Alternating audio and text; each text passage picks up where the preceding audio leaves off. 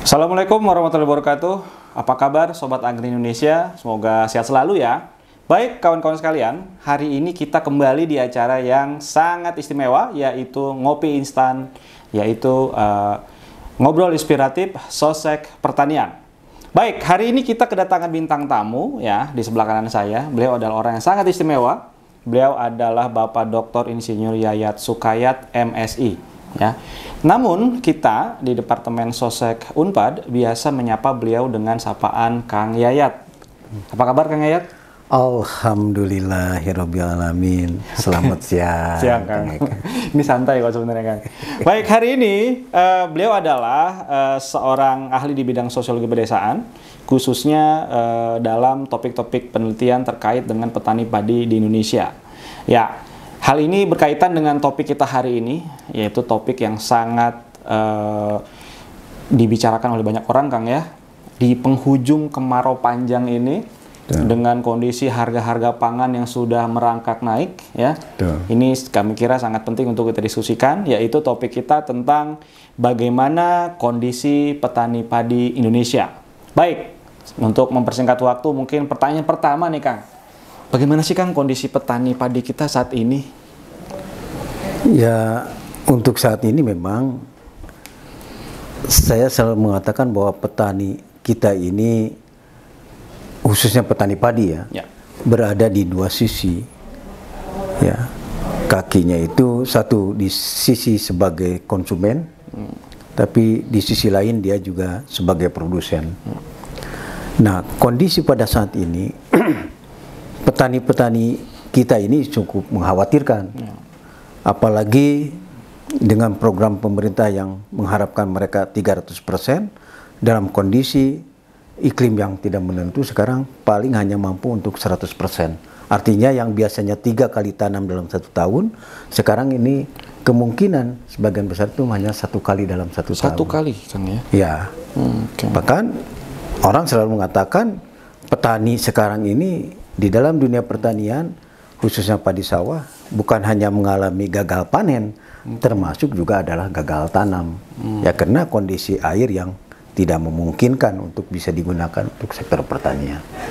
Ya, itu mungkin gambaran selintas bahwa memang petani kita memang ya selalu dihadapkan ya ketidakpastian karena kondisi iklim yang semakin tidak menentu gitu. Ya itu kan.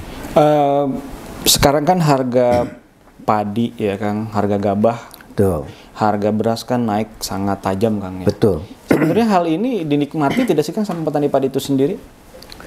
Ya justru itu, mereka menikmati hanya sesaat, tetapi dengan kemarau yang panjang ini mereka kembali juga harus jadi sebagai konsumen. Nah, di satu sisi awalnya mereka cukup bangga dengan sebagai produsen dengan harga yang tinggi, bahkan kemarin itu tercatat di Tasik mencapai harga antara 5.000 sampai dengan 7.000 per harga kilogram. Kering panen. Nah, di Sumedang kemarin sampai mencapai di angka 8.500. 8.000 ya. Untuk kering panen. Tapi kan persoalannya ketika bandar-bandar membeli, pabrik penggilingan sulit untuk bisa membeli. Karena mahal. Di tingkat pasar harga itu kan pasti petani akan mencari yang harga yang murah. Nah, sekarang bisa dihitung kalau misalnya untuk menghasilkan 1 kilogram beras itu dihasilkan dari 2 kilogram padi, taruh aja misalnya dengan harga 8.000 berarti sudah 16.000. 16.000 menghasilkan 1,2 kilogram beras. Yaitu tentu saja ini harganya juga harus tinggi. Sedangkan daya beli petani kan tidak setinggi itu ya. Tidak sampai ke sana. Bahkan dengan kondisi petani kita sebagian besar itu adalah petani berlahan sempit, mereka juga ujung-ujungnya berpikir 2 kali untuk bisa menjual itu. Ya, mereka tetap bertahan walaupun memang harganya bagus nih.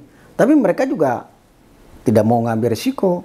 Ketika memang mereka hasilnya misalnya dijual, bisa jadi mereka membeli juga tidak akan mampu untuk bisa membeli karena harga yang mahal. Itu.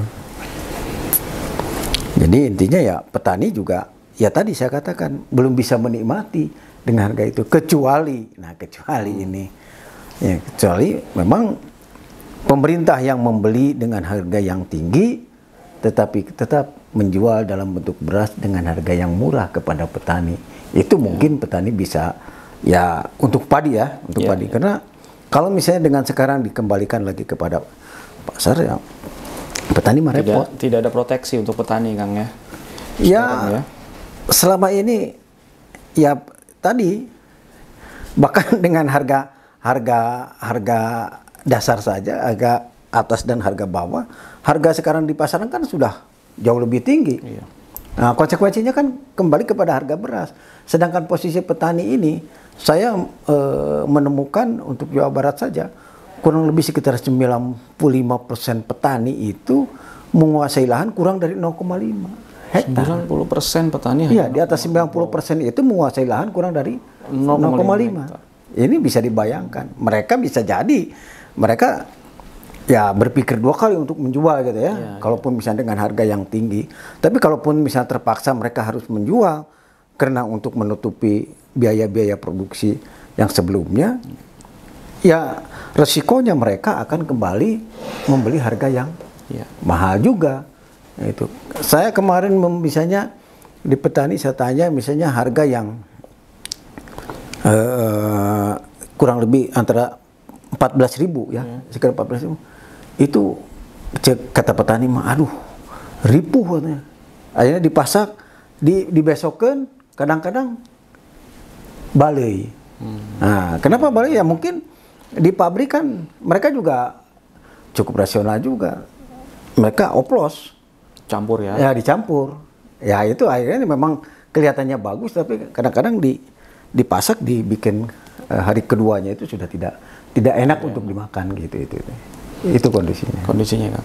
Jadi karena sekarang kita dihadapi oleh musim kemarau yang panjang kan. Betul. Kemudian harga beras ini melambung tinggi. Betul. Apakah input pertanian kita itu terganggu juga Kang dengan kondisi ini?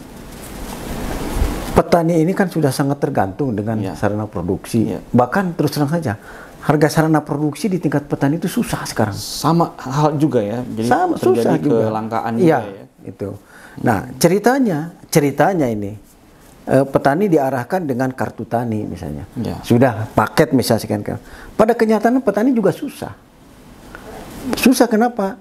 Karena ya bagi petani-petani kecil kan untuk berhubungan dengan perbankan repot juga.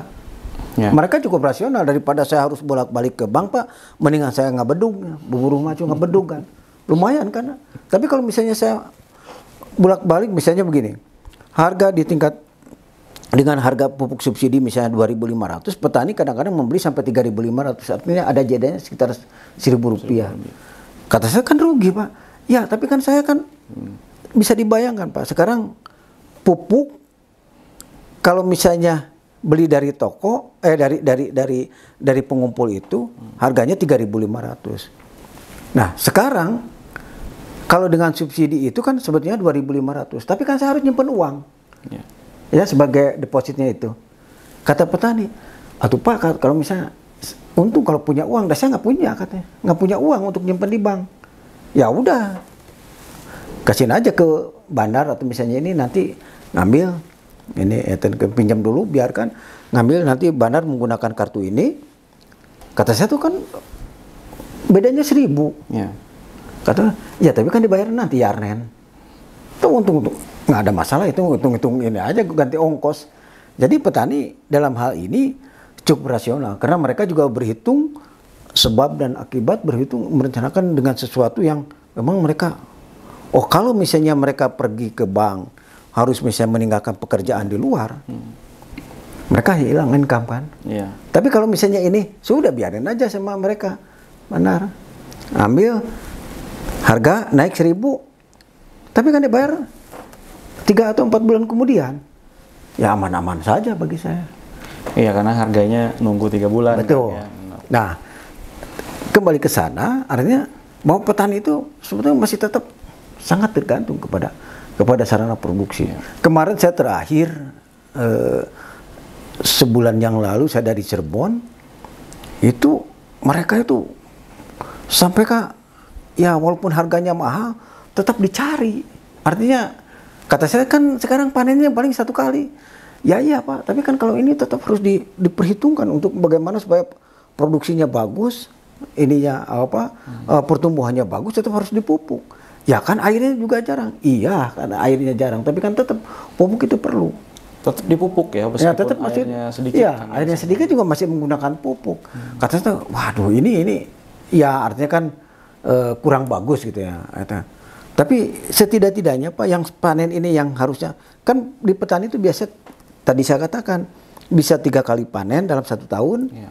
Nah, sekarang ini, maaf, Cirebon, Indramayu yang biasanya 3 kali panen itu sudah bergeser sebagian menjadi 2 kali panen. 2 kali panen. 2 kali panen. Kondisi sekarang bukan 2 kali panen, hanya 1 kali panen. Nah, itu mudah-mudahan aja Pak dengan ini dipupuk dengan bisa kegantilah katanya itunya produksinya. Nah itu, jadi petani itu selalu berangan-angan, wah dengan pupuk bisa lah naiklah produksinya gitu ya. Padahal belum tentu ya. Belum tentu produksinya akan tinggi. Karena ya mungkin secara agronomis teman-teman di agronomi sudah bisa berhitung bagaimana kalau dengan pemupukan yang sesuai dengan paket teknologi yang benar itu mungkin produksi akan bagus. Nah, petani juga mengikuti anjuran-anjuran PPL yang disampaikan ini akan bagus. Nah, tapi kan persoalannya dengan kondisi air yang tidak bisa melarutkan itu kan juga jadi masalah. Itu. Karena kering ya. Nah, kaitan dengan teknologi kan. Bagaimana sih kondisi petani padi kita dalam menerima kemajuan teknologi? Apakah bisa mengikuti ataukah ada barrier gitu Kang ya dalam hal introduksi teknologi itu? Secara sehari-hari ya, secara ini dalam konteks penggunaan teknologi, petani itu dalam konteks penggunaan teknologi konvensional itu sudah sangat bagus. Sudah sangat ini kan. Ya bayangkan saja lebih dari 30 tahun mereka kan dari tahun 70 ya terus mereka dihadapkan dengan itu. Hanya persoalannya tadi ya mereka itu kan tadi dengan mengakar kepada kebiasaan dengan pupuk itu mereka juga kadang-kadang sering offset. Sering offsetnya bagaimana? Ini menarik kejadian di lapangan. Offset di bidang pertanian ada ya? Pertanian aja. Artinya kan gini. Kalau saya dengar dari teman-teman ahli di bidang budidaya bahwa pupuk itu kan ketika dilarutkan ke tanah itu tidak sekaligus habis kan, bisa jadi 1 kali atau 2 musim itu baru itu habis. Nah sekarang kan taruhlah ini sudah dipupuk, pupuk masih tersedia, timpah lagi, terus ditimpah lagi. Nah bisa jadi ini juga menimbulkan ya ini yang menyebabkan produksi tidak terlalu bagus gitu. Tapi kata petani dati dipupuk mah pate lilir. Nah itu istilah gitu. Amun teu dipupuk teu make urea mau lilir gitu. Oh iya. Itu istilah itu kan. Jadi mereka tetap sangat itu. Jadi mereka secara ini sudah menggunakan jenis-jenis obat ini sudah mereka gunakan. Tahu ya. Tahu mereka itu. Ya untuk misalnya hama atau misalnya penggunaan sebelum tanam menggunakan untuk semacam klerat yang begitu itu sudah mereka gunakan. Tapi ya tadi karena memang pupuknya terus-terusan dengan ini dan mereka enggan menggunakan pupuk organik. Kenapa Kang mereka sekarang enggan menggunakan pupuk organik itu? Simple ya. Gimana? Kata mereka tuh ribuh Pak. Ribuh. Misalnya begini. Nah, ini bagi sebagian besar ya. Kalau misalnya kan logikanya mereka itu dulu juga adalah petani organik. Sebelum anorganik kan. Kan mereka kudu nanggung ke sawah bawa kompos, bawa segala macam untuk ini. Akhirnya Pak, kalau misalnya kompos atau misalnya pupuk organik itu memerlukan misalnya 3 sampai 4 kintal, iya mah ke 15 kilo di emrat seetik lilir. Jadi pikiran-pikirnya nggak ini gitu. Tidak berpikir ini. Tapi ada yang generasi muda yang memang beda dengan yang dan mereka juga sudah boleh katakan mereka yang kosmopolit ya. Ini menarik di desa itu, yang pendidikannya agak lumayan di atas SD kan. Karena hampir sebagian besar petani kita tuh, petani padi itu sebagian besar SD. Sebagian besar ya? Iya, sebagian besar tuh SMP ke bawah lah. Di bawah SMP ya? Iya, di bawah pokoknya yang dikatakan Dikdasmen, pendidikan dasar 9 tahun itu petani padi ya? Ya, tidak nyampe itu karena di bawah. Nah, dengan pendidikan yang rendah, terus selama berkeluar, jadi mereka itu berkatakan lokalit ya. Jadi agak sulit untuk diterima. Beda dengan yang petani-petani yang pernah juga merantau ke kota, ya di kotanya juga pernah mengelola suatu usaha, aktivitas usaha. Ketika kembali ke desa, ditambah juga dengan dasar pendidikan yang lumayan, mereka wawasannya cukup luas. Jadi mereka mau menggunakan pupuk sampah yang katakan pupuk organik untuk sebagai itu apa? Sebagai upaya memperbaiki struktur dan tekstur tanah gitu. Mereka juga yang menarik ini misalnya ada petani, mereka itu tidak pernah memupuk langsung urea misalnya ke sawah. Tapi urea itu dijadikan sebagai tester untuk membusukkan jerami dengan kotoran hewan, dicampur, simpan, nanti baru disebarkan. Dan itu produksinya jadi bagus. Misalnya ini contoh saya di Tasik itu, saya tanya, Pak sekarang berapa nih produksinya? Cina A di dia mah kiatin paling ya mung 5 kilo sabata. Kenapa 5 kilo sabata? Nggak sok pilih di dia mana ulang 5 kilo. Kecuali anu saya. Tanu abdi mah ayeuna dugi ka 6 kilo sabata. Bahkan hampir lebih gitu. Sekarang kalau misalnya 1 hektar itu adalah 700 bata. Artinya sebenarnya secara real hanya 3,5 ton. 3,5 ton per panen ya, hektar. Per hektar.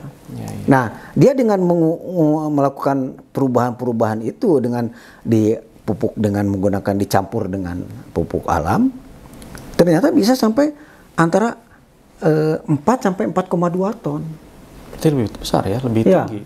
Lebih naik. Hanya tadi petani kan sekarang sudah instan. Ya, ingin cepat. Petani pengen cepat, pengen instan, tinggal mau capek. Ya, nggak mau capek, repot. Saya kemarin dari ini nih, apa dekat Ciparanya kan ada sawah sana? Ya. Ada, ya pekerja di sini. Kang, kan gaduh sapi, mohon jangan gaduh sapi ayat tilu, terus kotorannya dicanak tuh ke sawah dia kan. Capek Pak, urea 5 kilo cekap dikitu kan. Kalau itu kan. Ya, itulah pemikiran petani yang memang di padi gitu ya. Tapi memang dampaknya itu Kang ya. Jadi karena kotoran sapi tidak digunakan untuk memupuk, kotoran ayam juga tidak ya. Terus kambing mungkin ya, domba juga tidak. Akhirnya dibuang ke sungai kan? Ya, betul. Mungkin ya. Akhirnya ya terjadi fenomena peningkatan pencemaran air, betul. lain-lain betul, gitu ya. Betul. Bahkan yang paling sayang nih Kang ya kan banyak sekali di petani padi itu bekas Kang itu ya namanya bekas panen itu dibakar ya. Betul. Padahal kalau diolah kan itu bisa menjadi produk turunan seperti jamur Kang mungkin ya. Banyak sekali ya. Jadi ya misalnya tadi dari mulai kita kotoran sapi ya. Saya dulu pernah misalnya mengembangkan yang namakan dengan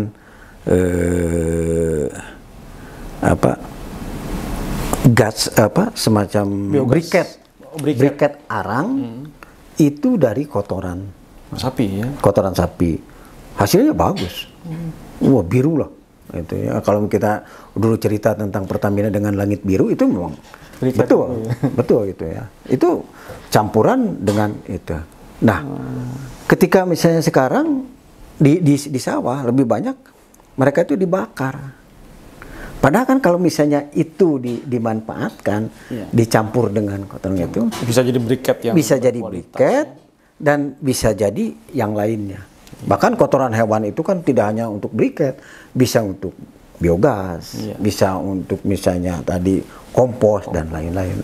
Nah, tapi kan ya tadi orang kan pengennya instan. Pengen cepat ya. Ya. Nah, kemarin saya dengan Pak Mahra jalan-jalan ke Indramayu, sudah mulai mereka bahkan membawa produknya, saya bawa itu Mereka memanfaatkan ternak ya untuk kompos, tapi ujungnya karena ternaknya semakin banyak, ya kotoran ternaknya makin banyak, mereka berusaha dengan kelompok itu untuk bisa dijual. Nah, tapi kan persoalannya kalau misalnya itu sudah dijadikan pupuk terus dijual, nanti itu kan tidak ada uji, ya, uji mutu, uji efikasinya dan lain-lain. Nanti kan bisa disalahkan. Nah itu kemarin kata saya sudah aja ini minimal satu kelompok menggunakan ini dulu. Ternyata memang mereka. Nah siapa pelakunya?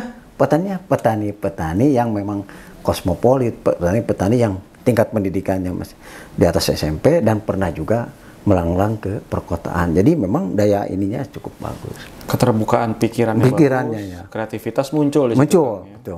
betul itu yang saya temukan gitu. Oke, ini kembali ke tadi petani kosmopolit ini menarik nih Kang ya. Sebenarnya kita kan sebagai kampus gitu kan, betul. Kan kita punya fungsi itu ya. Betul. Menghasilkan petani-petani kosmopolit, petani-petani modern. Betul. Yang bisa melakukan pembaharuan, betul. Kembali menjadi ya green agriculture. Green agriculture ya. Itu gimana Kang menurut Kang dengan kondisi hal seperti itu? Ya, saya memang sangat mendorong itu, walaupun terus terang yang untuk di padi itu berat. Berat ya. Berat. Kemarin saya ini case ya, ada petani milenial di Merauke. Merauke ya? Ya, saya jalan-jalan ke sana. Di sana sudah berubah, bukan lagi petani padi. Di sana itu petani beras. Petani beras? Iya, mereka menjual produk bukan dalam bentuk gabah. Sudah di-pack menjadi sudah beras. Dalam bentuk beras. Dijualnya ke penggilingan juga. Mereka menggiling di sana, hasilnya dijual ke sana. Ya, jadi dijualnya dalam bentuk beras. Ya, jadi kalau misalnya Pak di sini nggak ada yang menjual gabah. Paling kalau misalnya mau paling hanya gabah itu antara 3.000 3.500 per kilo. Tapi kan kalau misalnya dijual dalam bentuk beras itu antara 7.000 sampai 8.000. Di sana itu 7.000 sampai 8.000 per kilogram. Ini sebelum kondisi ini ya. Nah, ceritanya ada petani milenial itu habis nggak bisa kan. Karena gini, untuk 1 hektar di sana petaninya kebetulan kan di sana umumnya sewa lahan. Sewa ya. Per musim itu 2 juta. 1 kali tanam? 1 kali panen. 1 tahun? 1 kali panen. 2 juta itu per hektar? Kan? Per hektar. Itu 2 juta. Nah sekarang, itu 2 juta. Biaya produksi itu antara 12 sampai dengan 15 juta. Dari pupuk, benih, betul, pestisida, tenaga kerja. Tenaga kerja ya. Karena apa? Umum di daerah Merauke itu tak ada hujan kan. Oh, nunggu musim hujan baru bisa. Air menggunakan long storage nanti sedot pakai ini. Waktu saya di sana, harga solar itu di sini sedang harga 6.500 per liter. Di lokasi petani itu 13.500. Sampai 2 kali lipatnya ya Kang ya. Ya itu. Sehingga apa? Ya mereka kan hasilnya dihitung-hitung untuk 1 hektar itu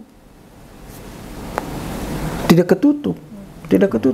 Belum biayanya karena dia itu tadinya juga tidak bermodal, terus dikasih pinjam dari BRI untuk 1 hektar itu 5 juta. Nanti harus mengembalikan 5.500.000 per tahun. 5 juta 5. Nah, jadi kan masih ada itu. Tapi kan tadi sudah biayanya cukup tinggi. Sekarang kalau taruhlah misalnya yang paling bagus di sana misalnya sekitar menghasilkan 3.000 ya, 3 kintal beras. Kalau 3 kintal beras berarti kan 3 kali taruh yang wajar itu 8.000, berarti 24 juta. Tadi dengan biaya sewa, dengan biaya air dan segala macam itu mencapai kurang lebih 20 juta. Jadi sisanya 4 juta kan? 4 juta. Bisa bayangkan 4 juta itu untuk mengelola 1 hektar 4 bulan, berarti 1 juta per bulan. Nah, itu. Saya tanya, itu kan Bapak jual semua. Sekarang Bapak makan apa? Ya kan saya ada patahannya. Jadi dari beras-beras yang patahannya dan benir itulah yang untuk makan. Jadi kan saya membayangkan Beras KW ya. ya itulah KW. Jadi kasihan lah sebetulnya ya. Gizinya kurang. Ya, jadi nah itu yang itu. Ternyata saya coba dibanding ya ngobrol-ngobrol dengan pengembang yang mengadakan real estate di sana yaitu dari Spanyol. Ya, ya. Spanyol dihitung-hitung dia juga hanya biayanya nyampe 20 juta. Ya. 20 juta. Setelah itu dihitung-hitung dengan tadi kompa dan segala macam itu 20 juta. Nah, biaya produksi 20 juta itu menghasilkan tadi sekitar antara 23 sampai 24 juta. Itu 23 sampai 24 juta. Nah, saya tanyakan, ini gimana 23? Visible nggak 1 hektar? Belum kan mereka harus bayar tenaga kerja. Nah, ternyata ketika itu dikembangkan yang bikin repotnya itu adalah untuk biaya-biaya manajerial itu, yang biaya-biaya produksi itu. Kalau biaya usaha tani tadi udah ke-cover, tapi kan untuk kalau dalam bentuk usaha itu tidak cukup. Ya kata saya kalau begitu petani ini 1 hektar itu hanya memperoleh 4 juta. Iya. Ya, Per panen. Kalau panen kan. Itu karena airnya kan tak ada hujan. Iya. Jadi setahun otomatis kan hanya 1 kali kan. Iya, iya, iya. Ya kita kalau misalnya mau 2 kali kan waduh repotnya susah. Sangat repot gitu. Jadi ini hanya 1 kali. Nah kalau 1 kali 4 juta bisa bayangkan 12 bulan 4 juta kan. Sebulan berarti rata-rata 500.000. Ya itu kan. Ya itu yang kondisi. Nah artinya ya kalau saya melihat itu ya memang tetap kalau saya dengar dengan petani sudahlah Pak, kalau misalnya beras itu dijadikan sebagai konsumsi masyarakat Indonesia secara keseluruhan, dan memang masyarakat Indonesia hampir semua sudah menggunakan 95% itu makan beras, udah beli aja oleh pemerintah dengan harga yang tinggi, jual kepada kami. Ternyata tidak semudah itu. Tidak bisa. Ya karena kalau misalnya kembali lagi ke bandar dan ke bandar ya repot. Iya, betul. Nah itu. Hanya ya mereka hebatnya gitu. Kenapa mereka lari ke petani beras? Ini menarik, petani beras karena dengan menjual beras itu mereka masih punya menir, punya dedak. Oh, oke. Itu buat input peternakannya dia. Nah, gitu. Jadi mereka ya untuk ternakan tidak harus beli ikan di kolam pakai dedak ya. ya. Walaupun terbatas kolam juga Pak. Iya, iya, iya. Karena kalau di sana itu kolam itu tidak semua kolam itu bisa diisi ikan. Oh gitu Kang ya. Iya. pH-nya antara 3,5. Nggak kuat ikan ya. Iya, ikan juga mati. Mati ya. Iya, itu jadi ya tapi di tempat-tempat tertentu itu masih ada itu dan ya seperti ikan nila kayak itu yang kuat-kuat itu banyak. Jadi kembali ke sumber penghidupan atau pendapatan. Ya. Sebenarnya mereka kan kecil Kang ya dari padi. Betul. Itu apa sih khususnya di Jawa Barat metode diversifikasi pendapatan mereka bagaimana Kang untuk menghidupinya itu? Banyak ya. Nah ini yang saya temukan di Jawa Barat itu mereka tuh selalu katakan bahwa petani di kita itu adalah petani yang motekar gitu ya. Petani yang kreatif gitu. Selain mereka melakukan diversifikasi usaha tani, menanami pematang dengan komoditas-komoditas yang lain, mereka juga ujungnya tetap melakukan aktivitas di luar usaha tani. Oke. Saya selalu teringat dengan pemikiran si Eric Pope bahwa memang kendati pun mereka itu berusaha maksimal dalam itu dengan kondisi yang minimal, dengan hasil yang minimal, mereka akan lari mencari usaha yang lain. Yeah. Kalau istilah teman-teman di ekonomi, ketika mereka rasionalisasi ekonominya dan menghasilkan penghasilan yang sangat kecil, mereka akan menumbuhkan rasionalitas sosial. Jadi mereka akan bekerja menjadi kabedung, kuli buruh tani. Nah, ada juga kalau yang punya modal, mereka berjualan. Berjualan. Nah, kelihatannya berusaha maksimal meningkatkan produksi dan berusaha menghasilkan pendapatan yang tinggi, tetapi kembali kepada subsistensi. Jadi tetap hanya untuk kebutuhan keluarga ya. Kebutuhan, karena ya kebutuhan keluarganya. Apalagi kalau sekarang tekanan-tekanan eksternal, kebutuhan eksternal kan makin tinggi. Betul. Pulsa di desa tuh sudah pakai itu kan yang uangnya kan kembali ke kota ya. Jadi ingat bantuan dari presiden. Ya. Sekarang bukan hanya jangan buat beli rokok ya. Ya. Jangan buat beli kuota internet. Iya. Ya saya tidak tahu ya. Orang selalu mengatakan bahwa masyarakat kita ini dikatakan belum melek huruf. Justru kalau menurut saya masyarakat kita itu sudah melek huruf, hanya kualitasnya yang masih belum. Ya kenapa? Karena tadi tukang ngarit aja punya HP. Ya anak-anak petani saja punya HP. Jadi artinya uang mereka maksimal keluar itu kembali ke kebutuhan konsumsi. Saya hitung di Jawa Barat itu memang pengeluaran tertinggi di dalam konsumsi rumah tangga itu masih tetap di nasi. Makanan dasarnya nasi. Ya, nasi, masih beras gitu ya. Untuk beras itu hampir 17% ya, 17%. Nomor 2 apa? Rokok ya. Rokok masih tetap tinggi. Jadi kedua rokok. Yang ketiganya tadi keperluan misalnya pulsa, bensin dan lain-lain. Nah itu. Jadi uangnya itu kalau misalnya rokok kan kembali ke kota. Iya betul. Terus misalnya pulsa kembali ke kota. Jadi tidak berputar di situ. Saya tanya di mana ini beli pulsanya? Itu di desa Sepali. Nah itu kan jadi bukan di desa itu. Jadi uang itu kembali ke desa yang lain. Gitu. Oke Kang, pertanyaan terakhir. Kan tadi banyak perputaran uang itu ternyata buat keluarga, justru tidak digunakan untuk investasi hal-hal yang bisa meningkatkan ya penghasilan gitu Kang ya.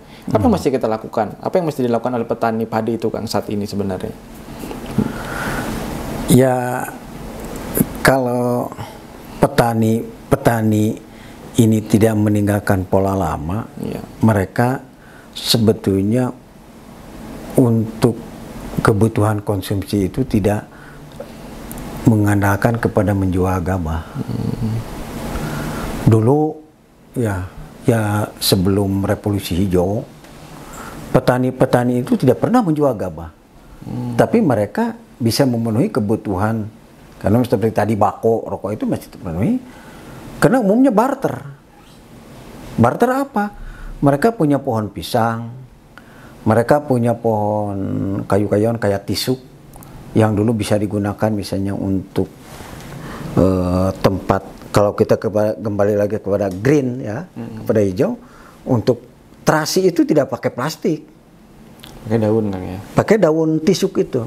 Itu dan itu kepada petani itu tidak dalam bentuk uang belinya. Jadi saya misalnya ngambil pohon pisang punya orang, daunnya, nanti pulang dari pasar ini kasih garam satu bonyor misalnya, atau misalnya ikan asin, atau misalnya terasi. Jadi bukan berarti kita harus kembali ke pola lama, tetapi setidak-tidaknya mereka kreatif memanfaatkan komoditas-komoditas lain yang bisa digunakan untuk menjadikan uang. Nah, itu dibarter, diputar gitu. Diputar. Ya? Nah, contoh, sekarang ada yang muda-muda ada mulai. Mereka beras gabah itu tidak pernah dijual, hanya untuk untuk kepentingan di rumah, karena ya lahannya kan kurang dari setengahnya, hanya 200 bata. Nah, mereka umumnya ke kebun, nanam kayu-kayuan, nanam kopi dan lain-lain, dan itulah yang dijadikan uang. Iya betul. Nah, itu jadi tidak bisa mengandalkan satu komoditas. Ya, jadi saya ingat uak saya Kang di Ciamis ya. Ya. Ada kebun ditanam albasia. Ya. Jadi ya misalkan anak mau sekolah tebang albasia satu. Iya kan? Begitu. Mau perbaikan rumah ditebang aja satu. Gabah disimpan di belakang di gudang ya. Betul. Dia untuk makan dan untuk keperluan yang sangat mendesak. Betul. Nah ini kan sekarang jangan salah, dengan ekonomi uang yang sudah sangat merangsek ke pedesaan, saya menemukan 80% dari petani itu 90%, maaf terbalik, 90% dari petani itu 80% dari hasilnya itu untuk dijual. Saat ini ya? Saat ini. Jadi kalau misalnya mereka, yang penting standarnya mereka simpel. Saya yang penting untuk keperluan itu cukup ada 3 kintal gabah Di rumah ya? untuk satu musim. Ya. Yang sisanya mereka jual. Mau berapapun misalnya hasilnya ada misalnya 1 ton. Pokoknya sisa kan 3 kintal gabah. Yang sisanya jual. Nah, itu kenapa mereka lakukan? Katanya, Pak, sekarang nyimpen gabah di rumah tuh nyaberit. Ya tempat nage tidak memungkinkan. Jadi mereka ya pemikirannya sekarang sudah mulai simpel-simpel lah. Jadi daripada itu. Nah sekarang Bapak ini masih ada kata saya gabah yang belum dijual. Nah ini kalau ada cadangan apa-apa dan saya tidak akan dibawa ke rumah. Di mana? Jadi sekarang ada sebagian petani itu yang menyimpan gabahnya itu bukan di lumbung, bukan di leit, bukan di goa, tapi di penggilingan. Oh iya benar. Nah, kata saya terus nanti Bapak kalau misalnya mau ini termasuk yang tadi yang 3 kintal itu disimpan di penggilingan. Iya. Terus Bapak kan ya tinggal minta aja katanya ke penggilingan. Loh, beras siapa? Ya nggak tahu beras yang punya siapa. Kadang juga ketuker-tuker kan. Ya itu. Gabah siapa? Ya itu yang sekarang di petani jadi mungkin ngapain Pak karena harus ada lumbung nah, riweuh lah berit cenah gitu lah gitu berit kan gitu itu kan. Gitu, kan. Oke Kak, terima kasih banyak ya. Luar biasa Sobat Agri ya, gimana kondisi petani beras, petani padi ya di Indonesia. Padi, ya. Ada begitu banyak tantangan, tapi ada juga banyak sekali peluang ya kan. Peluang banyak untuk bisa meningkatkan kesejahteraan petani. Oke, teman-teman sekalian, demikian diskusi kita hari ini. Semoga tentu saja bisa memberikan manfaat ya untuk kita dan kita bisa ambil hikmahnya. Oke, salam ngopi instan, ngobrol inspiratif, sosek pertanian. Wassalamualaikum warahmatullahi wabarakatuh. Waalaikumsalam.